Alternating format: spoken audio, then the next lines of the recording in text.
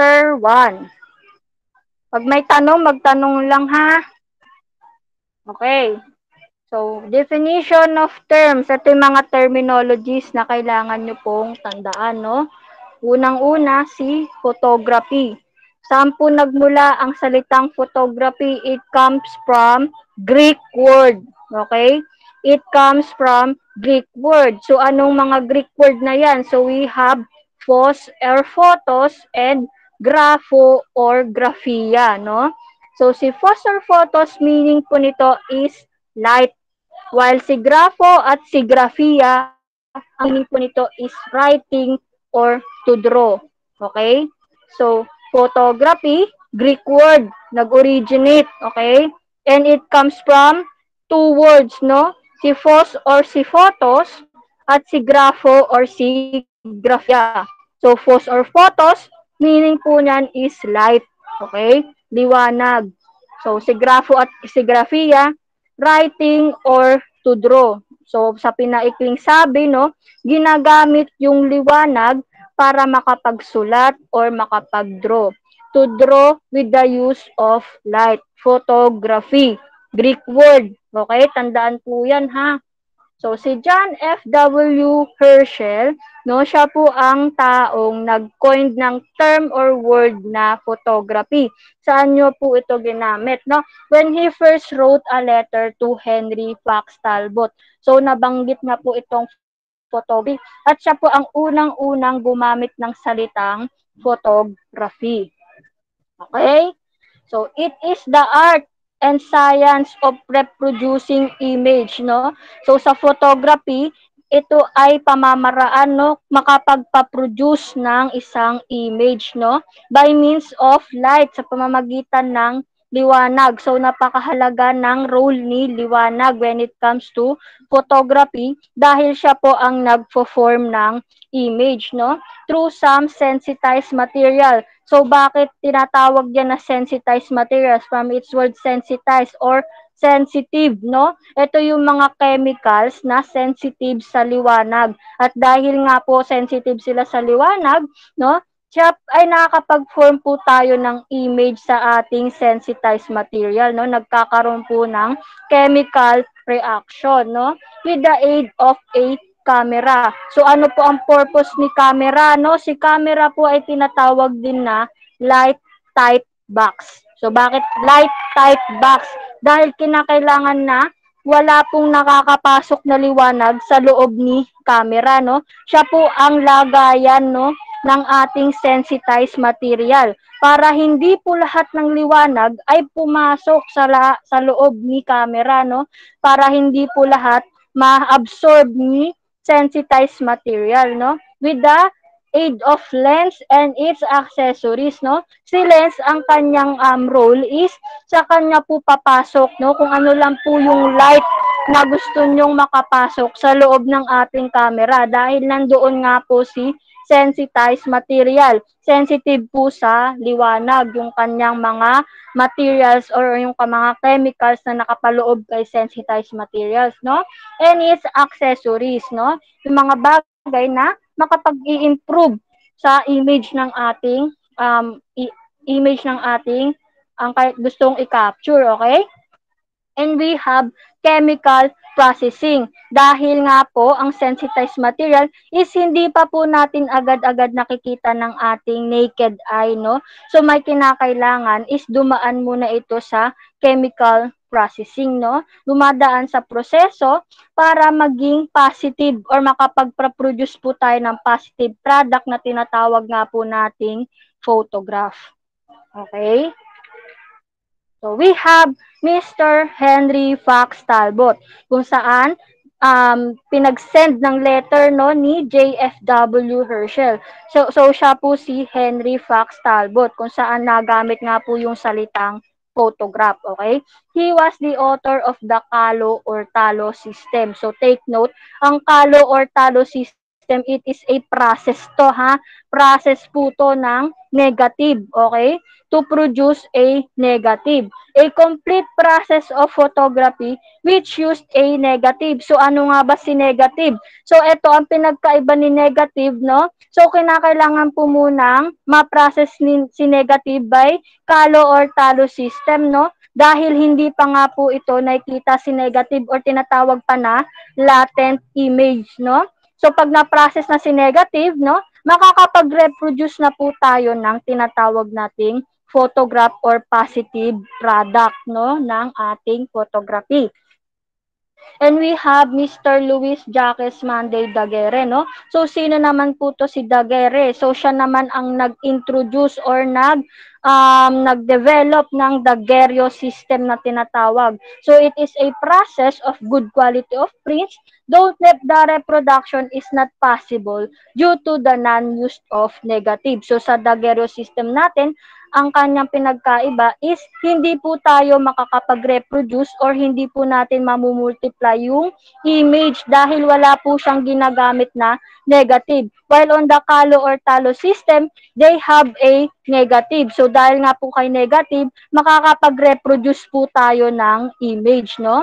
Makakapag-multiply or makakapag-kopya pa po tayo ng marami pa pong image, no? Yun po ang pinagkaiba nila. And also the Daguerreo system, it produce a permanent image. So permanente po, no, hindi po ito nawawala, no? While on the Kalo or Talo system, no, temporary image lamang po ang kanyang napoproduce, no? Pero makakapag-reproduction or makakapag-multiply, magkakaroon ka pa po ng maraming copy dahil meron nga pong negative, no? Daguerreo system, wala pong negative, so isang copy lang po ang meron, no? So, we have forensic. Ano nga ba yung forensic? Bakit under to ng ating pag-aaral, no, yung forensic? So, it is derived from also Latin word, which Latin word na forum. So, ano yung forum? It means marketplace, kung saan merong discussion, no? So, when used in conjunction with the other science, it connotes a relation to the administration of justice. It is sometimes used interchangeably with the word legal. So, parang legal photography, forensic photography, dahil magagamit ang photography to administer justice, no? Magagamit ang photography para makapagpadiin ng isang kriminal and to convict them, no? So, that was forensic. Latin word na forum, ang kanyang Latin word, okay, forum, which means marketplace. Okay? To administer justice. Wait lang. Ay gustong pumasok.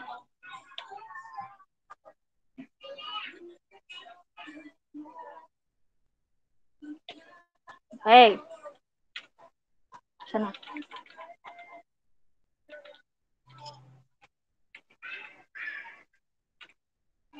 Okay. So, we have police photography. So, ginagamit yung photography as to police work, no? It is the application of the principles of photography in relation to the police work and in the administration of justice, okay?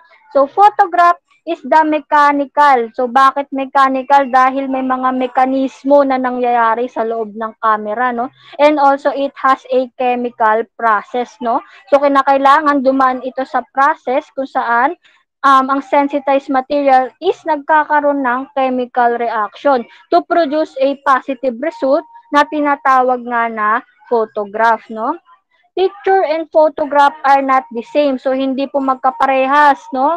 Yung alam natin, nakala natin parehas lang yung picture tsaka yung photograph. So, si picture is generic term, no? Generic term which means napakalawak po niya, no? Pag sinabi po natin picture, pwede po itong in a form of paintings, no? Or in a form of drawings. Or pwede rin nating masabing picture si photograph as long as meron po tayo nakikitang image, no? Tinatawag po yun na picture. So, while si photograph, It is an image that can only be a product of photography. So para masabi po natin photograph ang isang object, no? So kinakailangan mag-undergo po ito ng chemical processing, okay? Mag-undergo po siya sa lens, no? Pumasok muna si liwanag kay lens, no? And makapasok po ito sa loob ni sensitized materials, no? Okay? And mag-undergo po siya ng chemical processing para po makapag-produce ng photograph. Okay. So, picture. Saan nag-derive or nag-originate yung salitang picture? So, it is also a Latin word. Okay, yung Latin word na po to is si pictura or si pictus na ang ibig sabihin is to paint. Okay, magpinta. It is a design or representation made by various means such as painting, drawing, and photography. So, as long may nakikita kang image, no? So, tinatawag po yun na picture, no? Kahit makita mo pa to sa ibang bagay, no? Tinatawag po to na picture, no? So, we have the negative. Ito nga yung kanina, yung kalo or talo system, no? Ito yung process na dinadaanan ng negative to produce reproduction or multiply or multiple, no? Na multiple or series number of copy, no? So, negative, a material showing a negative was latent. Ibig sabihin, hindi pa po ito visible sa ating mga mata, no? So, photographic image on transparent material used for printing positive picture. So, sa pamamagitan ng negative, no, makakapag-produce po tayo ng positive picture o ng photograph. In result for chemical processing, no? So, halimbawa po nito is si film, no? Dahil may negative si film, okay? So, uses of photography. Para saan nga ba yung ating photography, no? So, ginagamit siya sa personal identification. Sa pamamagitan ng photography, malalaman mo yung kanyang pagkakakilanlan, no? Dahil nandun yung kanyang imahe o yung kanyang itsura or pagmumuka sa pamamagitan ng photograph, no? It is the main purpose for personal identification is considered to be the first application of photography in police work. So dahil nga po magagamit po siya sa police work, no, dahil ang ating photography ay magagamit sa personal identification, no, ng mga criminals, no, ng mga nahuhuli na kriminal. Tinatawag nating mugshot, no, or rogues gallery. Yung series or it is a series or collection ng kanilang mga image, no. So, ginagamit siya for personal identification, pagkakakilanlan, no. So, si Alphonse Bertillon, nag-devise ng anthropometry or yung method of identification by using the sizes of the human bony structure, no. It was the first police who utilized photography in police work supplementary for identification. So makakatulong yung photography, no, sa pag-identify ng isang tao, no?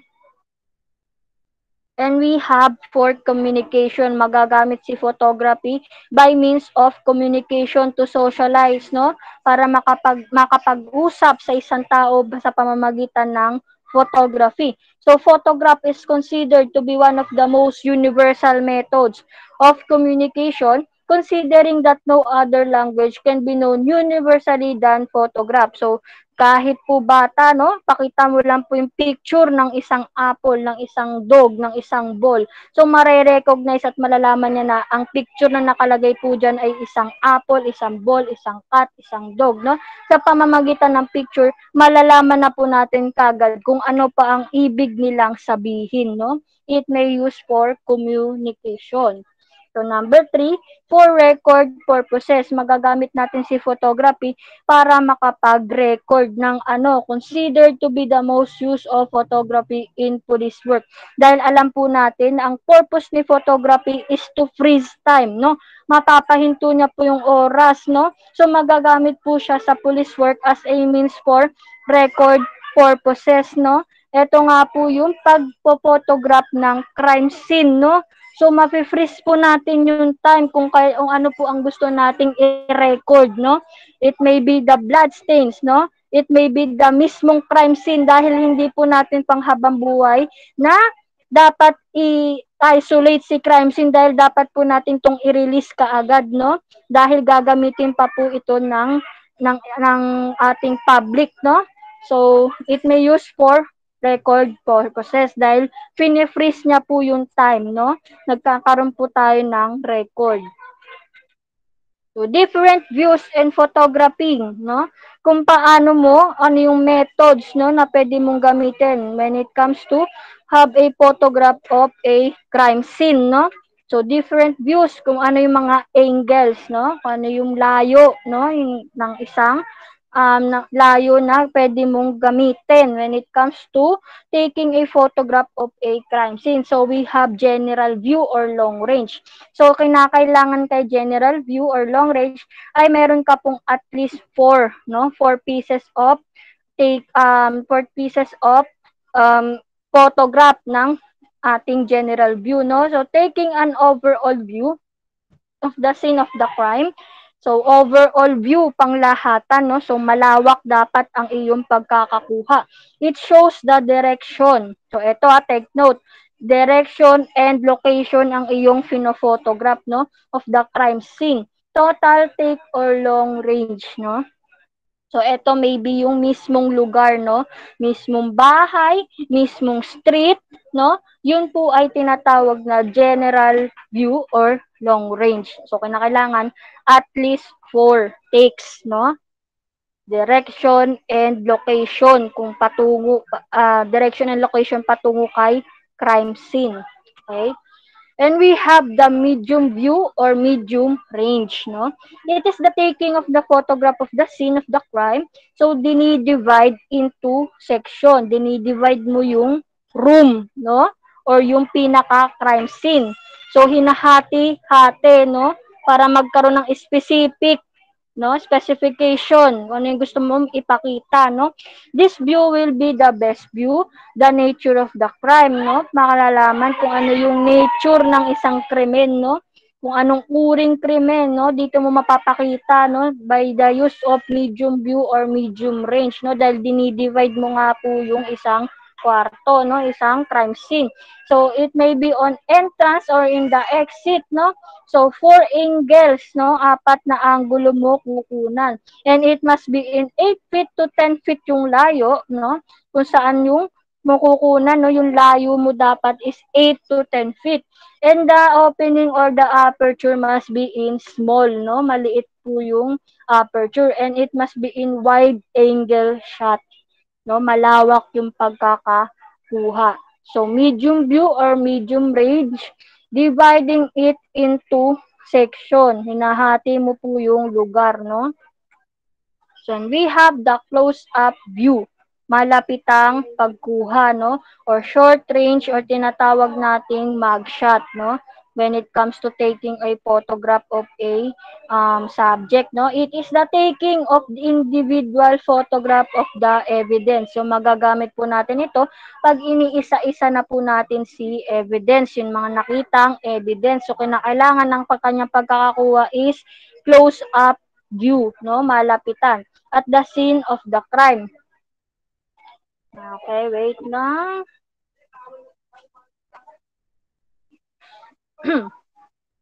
Okay, balik tayo. Sana tayo. Close up view. Okay. Bakit natin kailangan malapitan yung pagkuha ng mga evidence? Para makita natin in detail, detalyado, no? Kitang-kita yung mga maliliit na details, no? Maliliit na bagay kung ano may meron doon sa evidence, no? It must be in 5 feet yung layo or mas malapit pa po, no? 5 feet or less. Okay? That was close-up view para po malapitan gamit sa mga ebidensya para detalyado, kitang-kita yung mga small details, no? And also the mugshot. Ito po yung from head to shoulder shot no ng ating mga kriminal no for their also on identification no sa kanilang pagkakakilanlan magagamit yung photography. Then we have extreme close-up view. Sobrang lapit na, extreme, no? So, bakit sobrang lapit na? Dahil gumagamit na po tayo ng magnification, no? Minamagnify na po, no? Commonly used in, nagagamit siya sa mga laboratory or sa mga soko, no? So, ito na po ay yung sa mga evidence, ginagamitan na po ng magnification para makita na po yung mga minute details. Yung hindi na po makikita ng ating naked eye, no? Kinakailangan na po gumamit ng magnification such as photomacrography and photomicrography. So, i-ano natin yan mamaya kung ano yung pinagkaiba ng dalawang uri ng methods in taking of photograph, no? Si photomacrography and photomicrography. So, uses of photography by means of preservation. Yun nga, pinipreserve natin, no, yung isang bagay, no, by using of photography dahil na-freeze nga po natin yung time, no. Kung kailan po siya naging ganun yung itsura niya, pinipreserve na po natin, no. So, crime scene and other physical evidence, no, so dahil nga po magagamit natin si photography kay crime scene at sa mga evidence no, na-preserve na po natin sila. It requires photograph for preservation purposes. So crime scene cannot be retained. So di po natin pwedeng i-keep si crime scene ng matagal no dahil nga po nire-release po to sa public kaagad no. So kinakailangan hindi po matagal yung pag-keep kay crime scene, okay? So as for as long period of time, but through photograph, the initial condition of the scene of the crime can be preserved properly. So dahil nga po doon, ang by the use of photograph, nape-preserve po natin yung crime scene, no? Nagkakaroon po tayo ng record kung ano po yung naging itsura no, ng pinangyarihan ng krimen, okay? Nandun yung mga dugo, no, yung weapon, nandoon, no? Kung ano yung itsura, kung nasan lokasyon, no, ng mga kung ano yung itsura or lokasyon ng mga naging evidence doon, no? Nape-preserve po natin yun. Dahil di nga po natin pwede i-keep or panatilihing ganoon ang itsura ng lugar dahil nire-release nga po ito sa publiko, no? So, magagamit ang photography for discovering and proving. Photography can extend human vision in discovering and proving things such as. So, magagamit si photography dahil nga po ang ating mga vision or yung ating mga paningin is limited lamang, no? May mga kakayahan na ang si photography lamang ang makakagawa, no? So, we have the use of magnification, no? Ginagamitan ng magnification or minamagnify, pinapalaki, no? And we have photo micrography. Tandaan nyo po, no, nauna si photo bago kay micro. Ibig sabihin, gumagamit ng microscope, photo micrography. So, taking a magnified photograph of small object through attaching a camera to the ocular of a compound microscope so as to show a minute details of the physical evidence, no? Si camera ina-attach kay microscope para po makapagkaroon ng photograph ng mga minute details, no? Gumagamit ng microscope, photo micrography. Nauna muna si photo bago kay micro. Ito po ay microscopic, no? Gumagamit ng microscope. Then we have the photo macrography. Pag sinabi nating macro, malaki, di ba? Ini-enlarge. Photo macrography. So taking a magnified enlarged photograph of small object by attaching an extended tube lens na tinatawag nating macro lens to the camera. So gumagamit ng macro lens. Pinalalaki yung image, no? By using a macro lens. So that was photo macro lens, enlarge photograph, okay? And we have micro photography. So magkaiba po si photo micrography kay micro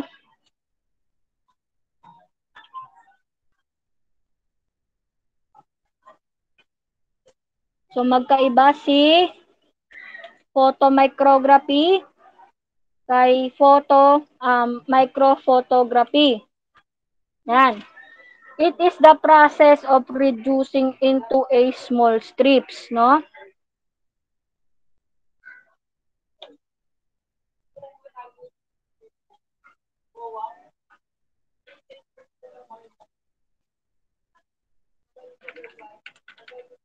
Okay. Reducing into a small strips of film a scenario. This first used in filmmaking. So, ang pinagkaiba ni microphotography, no, ito naman, pinaliliit.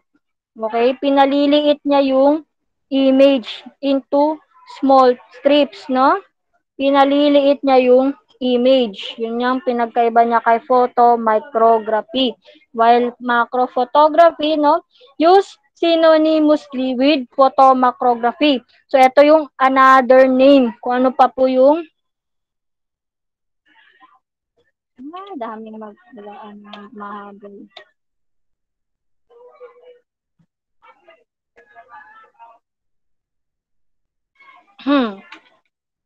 So, ito yung another name for photomacrography. So, pag tinanong kayo, ano po yung another name ng photomacrography, it was macrophotography. Pinagkapalit lang, no? Pinagpalit lang yung kanilang pwesto, no?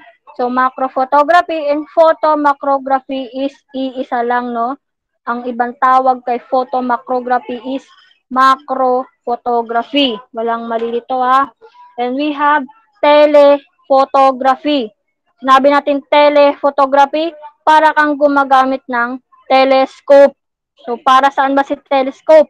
'Di ba? Yun ay ginagamit para makita natin yung mga object or subject na nasa malalayong lugar, no? Tinatawag po yun na telephotography. It is the process of taking photograph of a far object with the aid of a long focus and telephoto lens. So, gumagamit ng telephoto lens, no? May mga lente na mga specific lens na ginagamit para magkaroon or makapag-capture ng image na nasa malalayong lugar.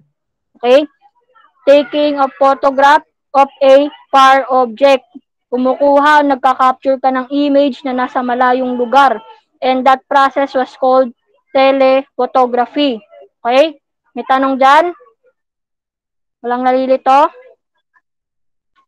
Okay. Ito yung mas madali, no? Naka-table siya. So, yung process. Ano ba yung process? Okay?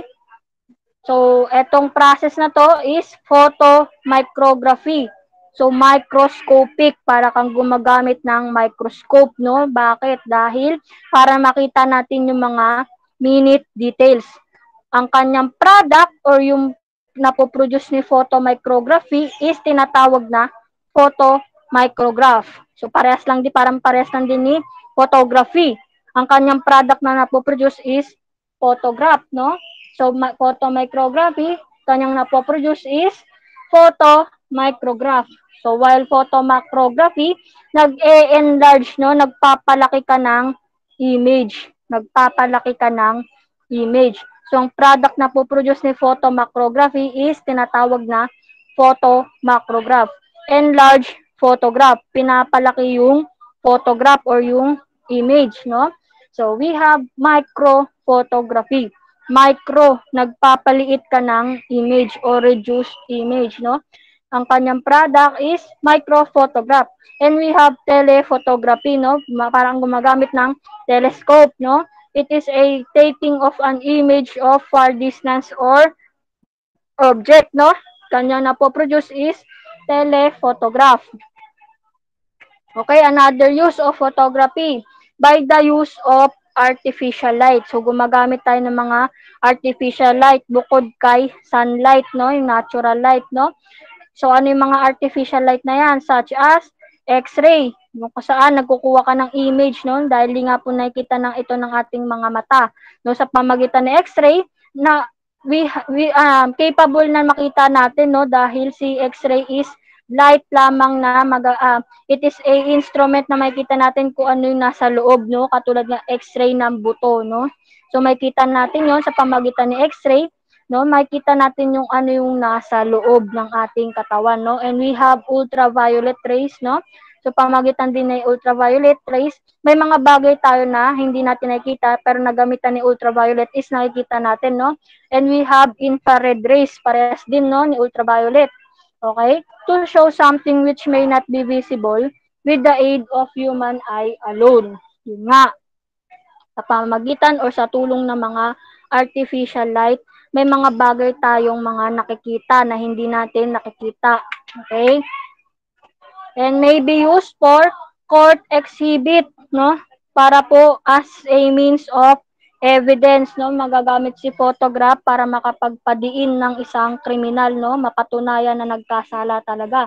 Almost all evidence presented in court before formally be accepted requires that they satisfy the basic requirements for admissibility. Kung admissible ba yung ebidensya na ipapakita, no? Kung relevant, kung related ba or may kung ito ba ay related sa ating krimen, no, yung ating evidence na ipapakita, and also competency, kung sapat ba, sufficient ba, no, to prove someone's guilt, no? Question of relevancy is usually proved by proving the origin of the evidence and its relation to the case. And this is usually supplemented by photograph. So, makakatulong po talaga si photograph dahil sa pamagitan ni photograph, napapakita po natin yung mga evidence, di ba? So, malaking tulong si photograph when it comes to court exhibits, no? So, photographs of the evidence, giving references to as to where it came from, kung saan ba nagmula yung mga evidence na yan, no? Kung saan nakita, no? So, sa tulong ni photograph, no? Madadala natin yung ano itsura ng crime scene, no? May papakita natin sa korte. Okay?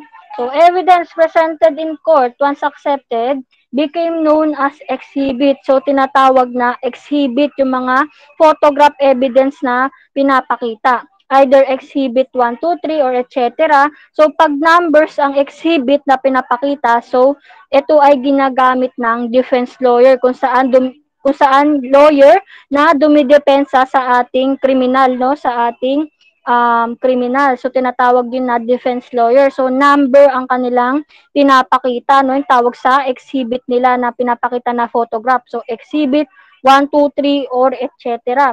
So, while sa prosecution, kung sino yung lawyer na nagdidiin, no? Nagpapatunay na ang taong yan ay talagang guilty, no? So, tinatawag po na exhibit, A, B, C, or etc. So, letters po ang pinapakita dyan, no? When it comes to prosecution. So, United States of America, so kauna-unahang country or bansa na gumamit ng photograph for court presentation. So, ito yung sizes when it comes to presenting an evidence by using of photograph, no? So, ideally size for enlargement purposes, no? 5 by 7. Tandaan niya na, take note. For enlargement purposes, 5 by 7 ang kanyang sukat. When it comes to court presentation or yung mga common presentation, no? 8 by 10. Okay? So, uses of photograph, it may also use for crime prevention para maiwasan na magawa yung krimen, no? To deter crimes, no? To have a psychological na tinatawag psychological deterrence, no? Yung psychological na nagiging resulta para maiwasan or hindi na pumagawa ng ating criminal, no? With the use of video camera. So, dahil nga po may video camera, alam po ng kriminal, no, na namomonitor ang kanyang gagawing krimen kaya maiiwasan na magawa niya yung isang krimen, no? It may also called hidden camera or CCTV, yung tinatawag nating closed circuit television, no? Mga CCTV cameras or nakatago ito, no? And other advanced photographic equipment, crimes are being detected more easily and even to the extent of preventing them from initially occurring, no? So, magagamit natin si photography, no? For crime prevention, no? And we also have police training, no? So, modern facilities are now being used as instructional material not only in police training as well as in other agencies. So, magagamit yung ating photograph for police trainings dahil nga po for study purposes, no? Pag napakita natin yung photograph, no? So magagamit siya for study purposes, for police training. And also reproducing and copying. So mapapadali natin yung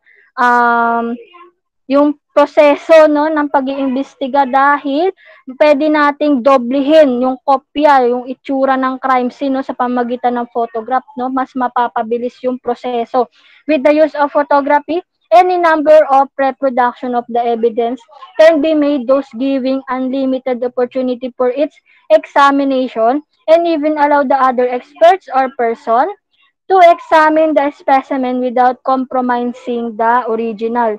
So dahil nga may photograph na tayo, no, mas mapapabilis or mas mapapadali natin yung pag-examine ng ebidensya, no, without compromising the original. So hindi po natin masisira, no, di natin mahahati-hatiin yan, no, yung evidence na yan, yung original evidence dahil meron nga po tayong photography. Sa pamagitan ng photography, mas mapapadali natin yung pag-examine ng evidence.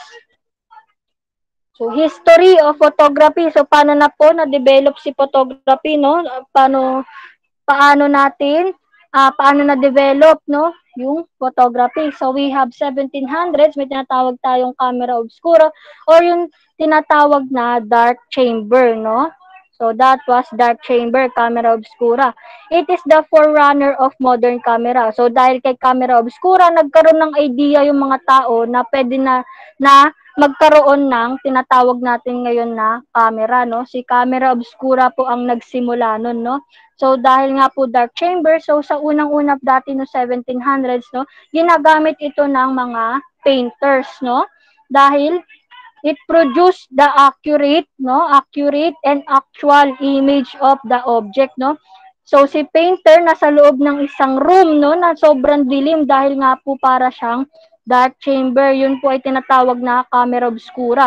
And it has only a pinhole, no? May isang butas na pakaliit lamang kung saan pumapasok si liwanag, no? Kung saan nandoon si object, no? Nagre-reflect kay object yung liwanag and then papasok si liwanag sa loob ni camera obscura or ni dark chamber, no? And doon gagawin na ni painter or magkakaroon po siya ng actual or correct image, no? Magre-reflect po doon yung image na nasa labas, no? Dahil nasa loob nga po siya ng dark chamber. And we have Johann Schultz of 1727. A German doctor made the discovery that sunlight would blacken chalk, no? So, siya po ang nakadiscover na yung liwanag, no, ng araw is makakapag-produce ng or makakapag-form ng image with the use of the solution of silver nitrate, no? Na ang silver nitrate is sensitive sa liwanag, no? So his discovery led to the developments of film, no, and became a basis of modern photography. That lights affect certain silver compounds. So ang silver compounds or yung silver nitrate is um it is sensitive to light, no, that blacken, no, nagbablacken, nagpo-form ng image, no, si silver nitrate or si silver compound. So it was Johann Schultz na naka-discover niyan, no. And we have 1800 si Sir William Herschel, no? Sir William Herschel naman is naka-discover na tinatawag nating infrared, no? Siya po naka-discover nun. Or tinatawag na also the blueprint or cyanotype. So si William Herschel po ang nag-devise niya, no? And we have the 1826, no? Si Joseph Nicephore Niepce, no? So si Joseph Nicephore Niepce naman is a French inventor made the first successful invention of photograph by capturing an image in a metal plate. So, meron pong metal plate, no? It coated meron po yung asphalt compound. So, sa metal plate, no? Tinransfer si asphalt compound. So, si asphalt compound is also sensitive to light. And once na-expose po ito sa light, no, it forms an image, no, that brought out the picture and dissolve the unexposed portion, fixing the image. So, tandaan kay Joseph Nicephore Nips, no, yung asphalt compound.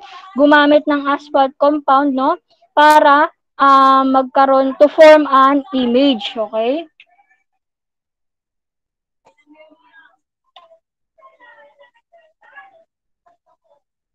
Okay?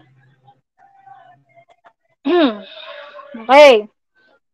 Also, in 1829, si Nips, no, nagkaroon po siya ng partner. So, ang partner na po yun is si Louis Mandé Daguerre, a French theatrical designer. But before they successfully finish, no, bago nila maging successful sa kanilang naimbento, no, developing process, Nips died.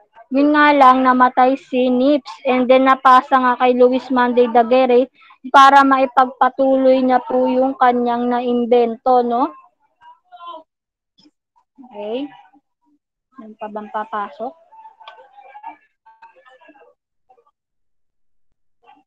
So, balik tayo. Yun nga, namatay si Nips, no? So, si Daguerre ang nagpatuloy, no? Okay, so 1839, Louis Jacques Mandé Daguerre. Siya na nga po ang sa publiko, no? Siya na po yung nagsawalat ng kanilang naimbento, no, sa publiko. So revealed successful process of developing which gains wide acceptance, and his photographs are called the daguerreotype. So siya po ang nagbigay ng pangalan ng kanilang process, no, yung gumamit ng asphalt compound na sensitive sa light, no, nag-form ng image, no. So siya po ang nagbigay ng pangalan na yun, na the daguerreotypes. Each photograph is unique. So unique dahil hindi nga po nare-reproduce, no. Hindi ka po makakapag-produce ng another copy dahil wala nga pong negative na tinatawag, no. So using the process, and this make it impossible to make reproduction of the same photograph. So, it is a one-time photograph, no, dahil hindi ka nga po makakapag-reproduce ng image. Okay? So, William Henry Fox Talbot, okay? An English court, same presentation, developed the first practical process that produced a negative. So, siya naman, ang kanyang na-invento is yung negative, no? Kung saan you have a capability to reproduce a image, no? But from which prints could be made, the process is called the calotype or the talotype. So, ito ay resulta ng tinatawag na proseso na calotype or talotype, no? Yung negative. Okay? So, a negative image on a paper is later transferred to the make a positive print. So, si positive prints, yun na po yun si photograph. Okay? So, once na na-process si negative, yun ang kanyang product is photograph, no? And bago magkaroon ng product na negative, no, may dadaan na proseso na tinatawag na calotype or the talotype. Okay? However, paper negative has defect, no? So may defecto. The image, it regards to its ability to stay on the glass, no? So it has also an disadvantage, no, dahil temporary image nga lang po, no? Hindi po siya nagtatagal, no? So compare kay daguerreotype, permanenteng image, no? Pero si calotype or talotype, hindi po siya permanente, temporary image only, but it has a capability to reproduce. And we have 1847, Abel Nips de Saint Victor. So, siya po ay nephew ni Joseph Nips, no? Coated a glass plate with albumen, the white of an egg, yung albumen na tinatawag, no? Yun po ay puti ng itlog. So, ginamit po yun sa glass plate kung saan nandun po yung chemical, no? Which held the chemical fast. So, para saan yung puti ng itlog, no? Siya po yung parang pandikit, no? Siya po yung pandikit kung saan nandoon po yung mga chemicals, no? Siya po yung nag-hold sa glass plate, no? Yung puti ng itlog. And we have Louis Desiree Blancart Evart introduced a printing paper coated with albumen egg white as binding medium. So, si Abel Nips de Saint Victor, ang albumen is tinransfer niya po ito sa glass plate, no? So, while Louis Desiree Blancart Everard, ang albumen is ginamit niya po sa printing paper, sa papel. Okay? And we have 1851, Frederick Scott Archer, an English chemist, introduced the wet collodion process. So sa kanya naman is yung wet collodion process to hold the silver compounds on glass, which results in a much faster reaction to light to react faster than before. So ito para rin po siyang pandikit na yung wet collodion process pero ibang material, no? So it holds, no, siya rin po ang nag-hold, no, nagpapadikit sa ating glass plate ng mga silver compounds, no. And we have 1870s, no, gelatin-based dry emulsion, kung saan gumamit na po ng gelatin, no. So, etong gelatin na to is literal talaga na gelatin, no? So, began to replace the wet collodion plates. Okay, siya naman yung pumalit kay wet collodion plates, yung gelatin-based dry emulsion. In 1877, William Abney, an English photochemist, gave practical directions for manufacturing emulsions. Invented copper bromide silver nitrate intensification. So, para makapag-intensify, no, to produce na ma-intensify yung kulay, no, ng image, no. In 1880, he introduced hydroquinone as a developer. So, si William Abney po yun, no. In 1880, so si George Eastman, no? He was a founder of the Eastman Kodak Company in Rochester, New York. Introduced the flexible roll-up film and later a handheld roll-up film. So si George Eastman po ang nag-introduce ng mga film sa camera, no? So a camera that is easy to carry and use. So it was portable camera, no? The company also offered service for processing of film, which make it for amateur photographer not to think of how to process them. This marks the popularity of photography as a hobby. So, dahil nga po before, di po marunong yung mga tao na mag-process ng film dahil pawang mga professional lamang yung mga marurunong na mag-process ng photograph by the use of film. So dati nga po is sobrang lalaki ng ating mga camera, no. So hindi po siya portable. It is not easy to carry and use, no. So dapat stable lang po yung camera before, but dahil nga po sa invention ni wala, sino yung magpapa-accept? Wala. Okay, balik tayo.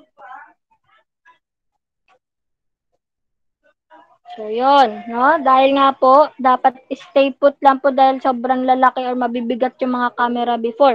Pero si George Eastman, no, na-discover niya po yung easy to carry, no, portable camera. So, dahil doon, no, madaling dalhin kung saan mo man gusto mag-take ng picture, no, madaling dalhin. So, nagkaroon na ng hobby, no? Naging hobby na ng tao na mag-take ng photograph. So, that was George Eastman discovery, no, yung film camera. Okay?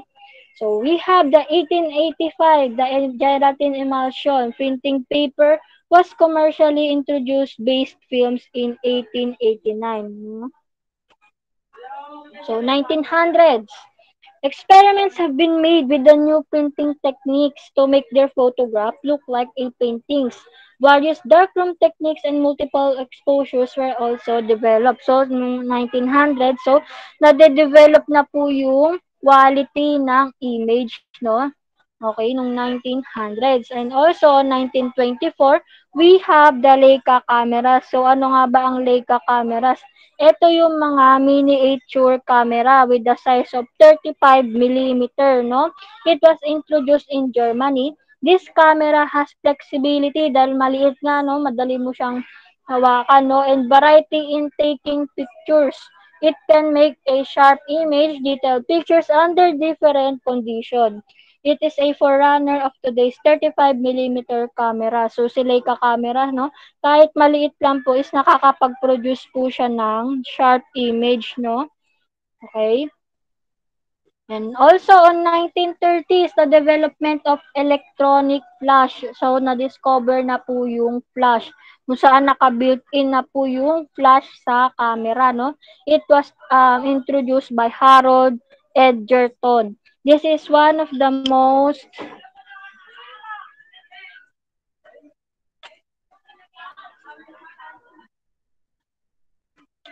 okay, nga, yung flash, no?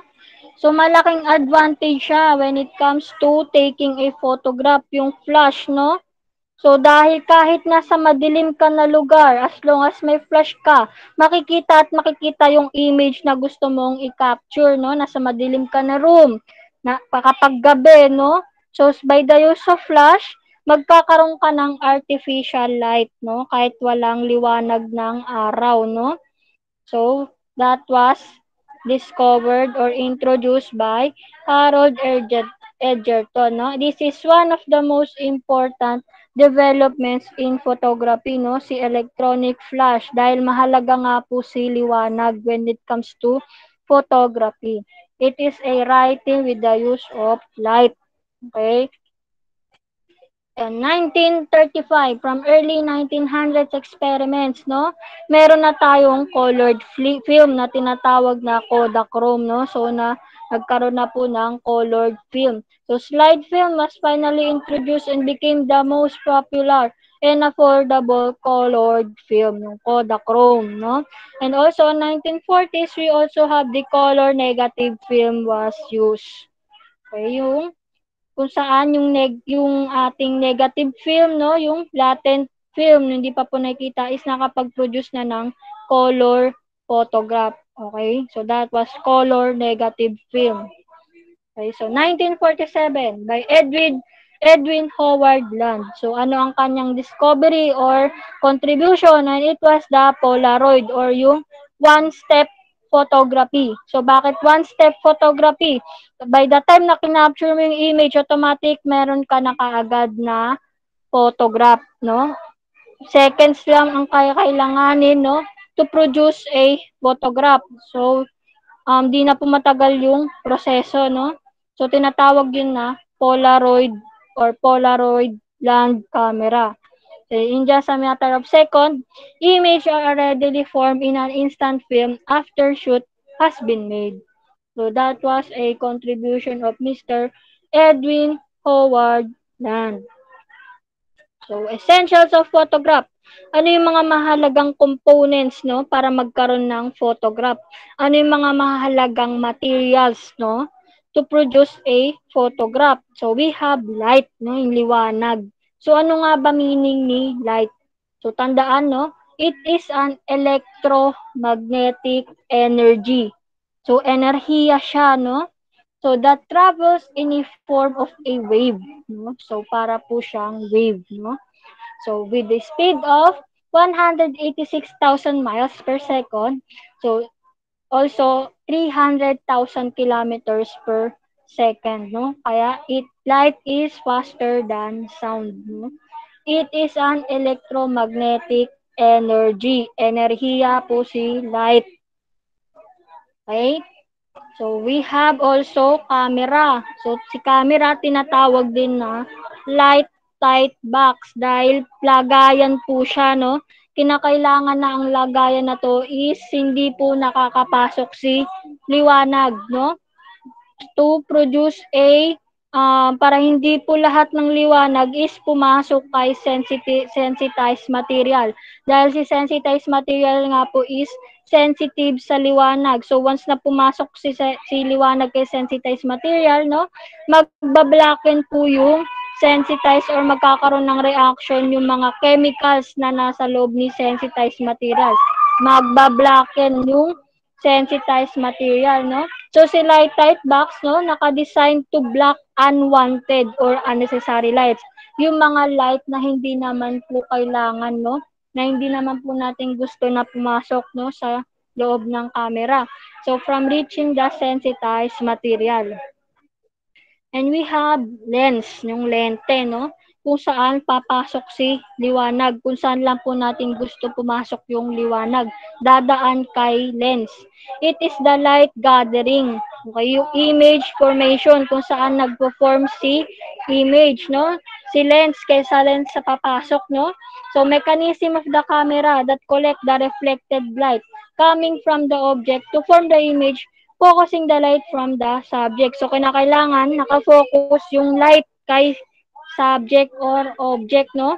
Para yung liwanag na gusto natin makapasok kay lens is yun lamang po ang papasok, no? So, we have also the sensitized material, yung material na sensitive sa liwanag, no? Kung saan mag-form si image, no? Composed of a highly sensitized chemical compound which is capable of being transformed into an image through the action of light and with some chemical processing. So, merong processing na mga chemicals, no, dahil sensitive nga po sa liwanag. It may in a form of film or in a photo paper. And we have the chemical processing kung saan gusto mo na makapag-produce ng visible or photograph, no, positive result ng photograph, no.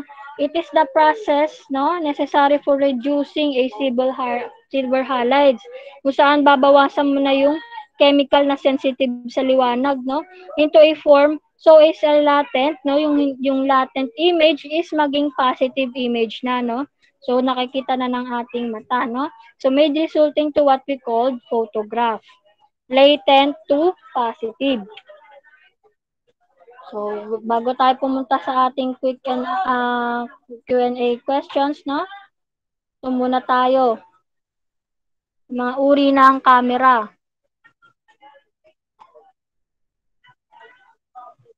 Okay, to photography. So 1988, ito na yung mga digital camera, okay? So dahil nga po modern na ngayon, computerized na po. So in a form of megapixels, no? Yung mga image, okay? So first true digital camera that recorded images as a computerized, no? So anong pinakaiba nito sa film camera? So itong mga camera na to is may memory card na. So unlimited taking of pictures na, no? And na-store na po to sa ating memory card, no? File was likely to Fuji DS-1P. Okay, ito yung kauna-unahang digital camera, no? First true digital camera, si Fuji DS-1P of 1988, which recorded to a 16 megabyte internal memory card. So, meron ng memory card that use a battery to keep the data in memory. This camera was never marketed in the USA. So, hindi po to pinroduce as wala pong mass production, no? Hindi po to nilagay sa merkado, no? So it is only a prototype, no? And we have the first commercially available digital camera. So ito na yung um, nasa merkado na ng ating publiko, no? So nagagamit na po siya ng mga tao, no? So in 1992, Kodak DCS-100. And we have the first consumer camera with a LCD kung saan may kita mo na po yung image na gusto mong i-capture na dahil meron ng LCD. Okay, ito po ay Casio QB-10 in 1995. So, the first camera to use compact flash. So, merong flash, no? Built-in flash. It was called Kodak DC-25. And we have the Nikon D1, a 2.74 megapixel camera, kauna-unahang digital single lens reflex camera. And we have the Nikon F mount lenses, kung saan ito po yung mga kinakabit na mga lens, no, mga lente, no. So ginagamitan din po ito ng same camera, pero you can use different kinds of lenses, no. So Nikon F mount lenses. And we have the 300D camera, kauna-unahang DSLR, o digital single lens reflex camera. Tinatawag din ito na digital rebel. Okay? So criminal application, in-apply yung photograph, no? To convict a criminal, no? So 1854 si Maddox. Dry plate photography naman yung kanya, no? So it was eclipsing the Geras wet plate on tin method. This made practical the photography of inmates for prison records. So, para magkaroon ka ng record ng mga kriminal kung yung mga pag-iitsura nila, no? And also in 1859, no, ginamit to sa enlarged photograph of a signature, no? It was presented in a court case involving forgery, no? Yung mga forged signature, ginamit yung enlarged photograph, no? Ito yung macro photography, no? Enlarged photograph. Okay? 1864 by Odelbert, ginamit siya sa Rogues Gallery, no? Mga series of picture ng mga kriminal, no? To have their identification. Okay? And also by Alphonse Bertillon, 1882, no? So, ginamit siya sa documentation, no? By the use of photograph, documentation ng crime scene, ng mga kriminal, no? And also a technique of contact photography kung saan malapitan yung pagkuha ng photograph, no? To demonstrate erasures on documents. Okay? And also Dr. R.A. Rees, using a photography in forensic science, world's earliest crime laboratory. His interest included photography of crime scene, no? And also sa mga bangkay, corpses, and bloodstains. And also, 1910, Victor Baltazar, photographic comparison bullet, kung saan ginagamit nga po to sa ating forensic ballistic. Ginagamitan din po yun ng photograph, no? It is a comparison ng mga bullets, no? Mga bullets na nare-retrieve sa crime scene. Okay? Kung same weapon ang ginamit na na-retrieve sa crime scene yung bullet, no? Para malaman kung sino yung may-ari. Okay? Okay, so di na po ito. Okay. So, Q&A. May tanong po ba sa ating lesson for today? May katanungan?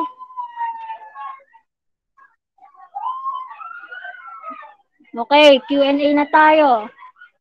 So, from what word photography originates? Mr. Jarvie Jimenez? Are you there, Mr. Jarvie Jimenez? Mr. Jarvie Jimenez, are you there? Okay, ibang tao na lang. Si Mr. Joaquin Tamayo, are you there? Mr. Joaquin? Mr. Joaquin? Wala. So, Miss Jaira Calado, are you there? Okay, may nagtaas ng kamay, Mr. Yes po. Ay, sige, ikaw muna, Miss Jaira. Okay, quick Yes po, question ma'am. and answer. Mr. Jaira. Ay, Miss Jaira. From what word photography originate? Anong word nagmula ang salitang photography? It came from two words po. Anong word hindi. From what word? From what word photography originates? Latin? Ano ba yan? Miss Jaira. May mga kasagot po ba? Okay, sagot na lang po. Ano pong sagot? Ako ma'am, ano po? Greek po, ma'am. Tama. Greek word, okay? So, photography originate from Greek word. Okay? So, next question. So, ano yung two Greek word na pinagmulan ng photography? Okay? Si Miss Patricia Tenorio. Miss Patricia, are you there? Patricia Tenorio. Wala. So, Miss Princess Santiago. Are you there, Miss Princess? Wala rin.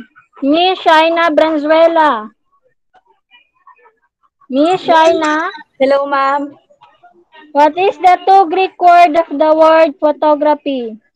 The two Greek word of the word photography is photos or Mm. photos po. Okay, ano pa yung isa? Pause pa lang po yun. Ano yung isa? Photos and photos, ma'am. Yes, isang word. Ano pa lang yun? Pause or photos kasi yun, no? So, ano pa yung isa? Light pa lang yun, Miss Shaina. Ano yung isa pa?